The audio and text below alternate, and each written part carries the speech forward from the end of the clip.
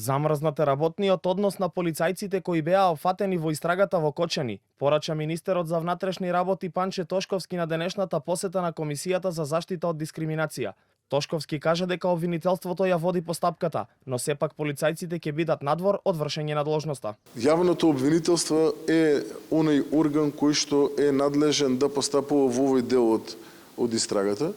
Истрагата во делот на полициските службеници кои што се спроведува од страна на јавното обвинителство за гонење на организиран криминал се уште не е завршена. Во рамки на нивното функционирање во Министерството за внатрешни работи, ако ме прашувате во тој дел, нивниот статус е замрзнат, односно они во рамки на овој временски период ќе бидат оддалечени од вршење на функција во рамки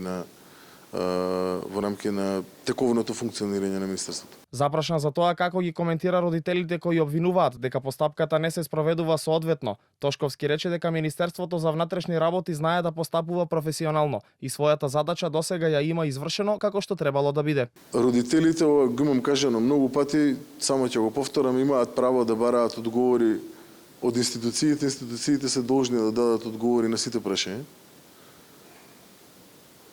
Сметам дека она кое што требаше да биде сторено од Министерството за внатрешни работи како институција е сторено во рамки на целокупниот овој изменет временски период. Министерството за внатрешни работи знае да постапува професионално и никогаш нема да дозволи за оној за кој што има докази, за оној кој што има основи на сомнение доведени на одредено ниво, да не процесуира постапка. Инаку Тошковски денеска најави дека на 5 јули се очекува официјално да биде пуштен во употреба системот One Stop Shop на границата со Србија. Во моментот системот во функција е само на границата со Косово, а Албанија е следната земја со која ќе биде воведен истиот систем.